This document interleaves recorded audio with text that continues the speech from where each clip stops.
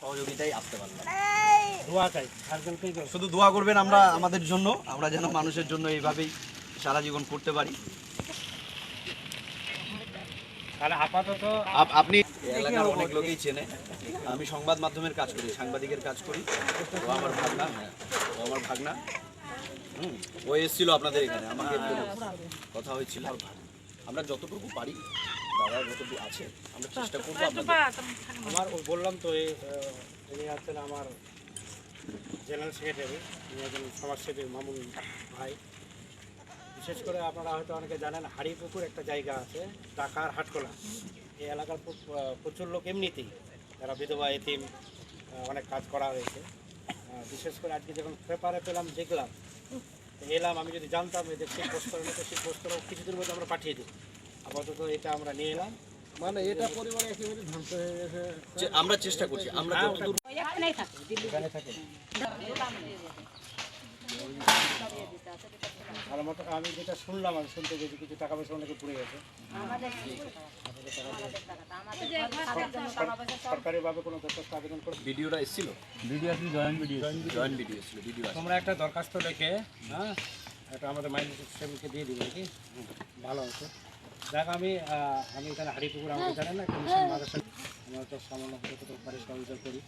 আপনাদের বিশেষ কি অসুবিধা এখন আপাতত কি লাগবে? ধরে নেন কেউ তো কারো এখন শীতকালে আপনার দলে যে পরের বাড়িতে আছে কিছু তো নাই, আমি পরিবার নিয়ে সব কিছু আছে, ওনাদের বাড়িতে খাওয়া দাওয়া চাল সব আছে, খাওয়া দাওয়ার ব্যবস্থা কিছু ছিল না। আমাদের গ্রামের মানুষ দিয়েছে, গ্রামের মানুষ দিয়েছে। সবাই বলে না, মানে এখন বিশেষ প্রয়োজন কিছু চাল ডাল এখন আর সরকারি ভাবে তো সরকার সহযোগিতা করে। শীতকালের কাপড়, তাই তো?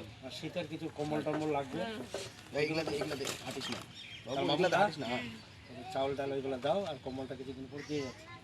কম্বল এমনি। আর এছাড়া আপনাদের তো কোনো অসুবিধা নেই। সরকারি যারা কে আছে, মালিক কে আছে? কই মালিক নেই নাকি? আধিকারিকরা এসে কি বলে? ভিডিও অফিস থেকে কিছু দিল না নাকি?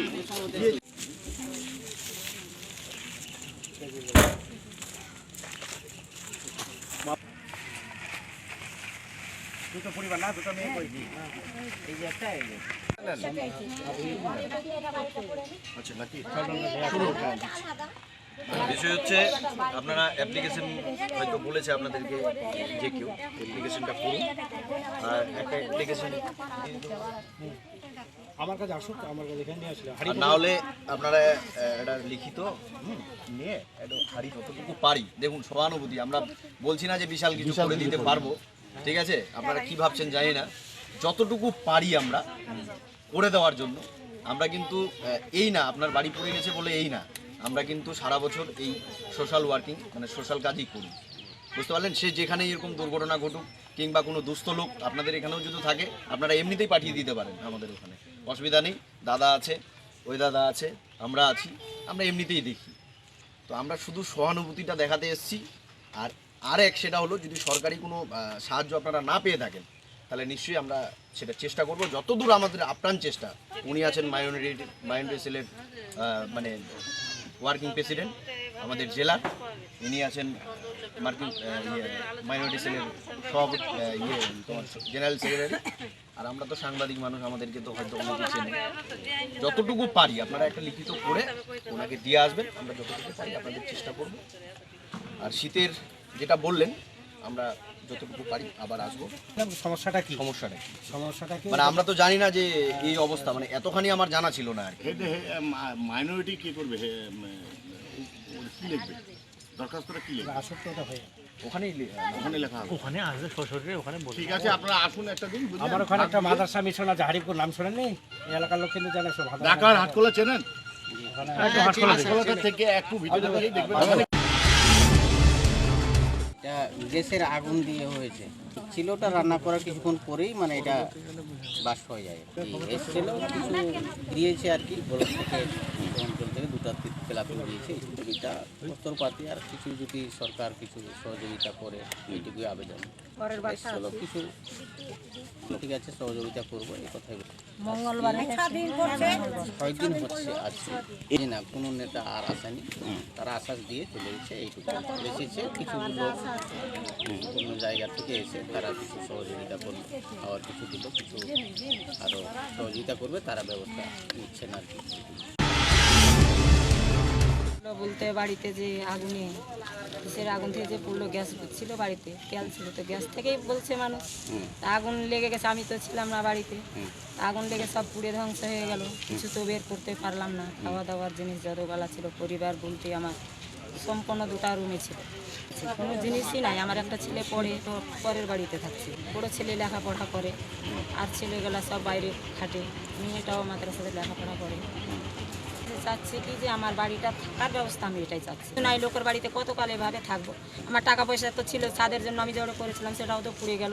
আমি এখন শুধু কি থাকার ব্যবস্থাটা যাতে আমি সরকারের কাছ থেকে এটাই অনুমতি চাচ্ছি, যাতে আমাদেরকে সরকার ব্যবস্থা করে দেয়। ভালো দোয়া করবো, আমাদের ইয়াতে ক্ষতিতে এত বিপদে এসে তারা পৌঁছেছে, আমাদের এত উদ্ধার করলো, তাদের জন্য ভালো দোয়া করবো। এখানে খুব মর্মাহত, যতটুকু সংবাদের মাধ্যমে আমি দেখেছিলাম তার থেকে এখানে এসে দেখলাম তার থেকে বেশি ক্ষতি হয়েছে। এই পরিবারগুলো বাড়িতে থাকতে পারছে না, এটা আমাদের সমাজের কাছে খুব দুঃখজনক। তাই বিশেষ করে মামুন ভাই, আমার জেনারেল সেক্রেটারি ওবায়দুর সাহেব, এরা আমাকে যখন খবরটা দেন, খুব ব্যথিত হয়ে বাধ্য হয়ে সামান্য কিছু সামগ্রী নিয়ে এসে আগামী দিনে দেখে শীতবস্ত্র দেওয়ার আমি চিন্তাভাবনা করছি। এবং সরকারের কাছে, যেহেতু আমি মাইনরিটি সেলের ওয়ার্কিং প্রেসিডেন্ট, সেই হিসাবে একটা দায়িত্ব নিয়ে সরকারকে আমি আপিল জানাবো, এই পরিবারকে কি করে একটা আপাতত ঘর করে থাকার একটা ব্যবস্থা করা যায় কি যায় না, এটা একটা ভাবনা চিন্তা করব। আর বিশেষ করে এই এলাকায় আমার প্রচুর ছাত্রছাত্রী আছে, আমার মিশনের ছাত্রছাত্রী এমনি বিভিন্নভাবে যায়। আমি তো জানতাম না এই এলাকায় প্রথম এসেছি, যদি আগে জানতাম আরও কিছু বড় কিছু ভাবনা করা যেত। বিশেষ করে আমার জেনারেল সেক্রেটারি ওবায়দুর আছে, আমাদের সাংবাদিক ভাই মামুন ভাই আমাকে খুব উৎসাহ করে। আমি বিভিন্নভাবে গোপনভাবেই কাজ করি, আপনারা সবাই জানেন। এখানে যে মনার কি নাম, আব্দুর রশিদ সাহেব জানে, এখানে নাই করে এই এলাকায় আর খুব কম হলেও 34 বার মাল বিতরণ করেছি মিনিমাম এই এলাকায়। কিন্তু আমি জানতাম না, এত বড় একটা জানাবো আর কি, এটা একদম জানানো দরকার। আমরা সচক্ষে এখানে পরিদর্শন করে দেখলাম এরা পরের বাড়িতে থাকছে, তো বউ বেটি নিয়ে কতদিন পরের বাড়ি থাকা সম্ভব? তো মিনিমাম একটা থাকার একটা ব্যবস্থাপনা করার আমরা সরকারকেও আপিল করবো, আমরা এনজিও যারা কাজ করি তাদেরকেও অনুরোধ করবো, আমার বন্ধুবান্ধব অনুরোধ করবো, মোটামুটি একটা বলে দিন, একটু কম্বল, একটা থাকার একটা ব্যবস্থা করার আমরা চেষ্টা করি।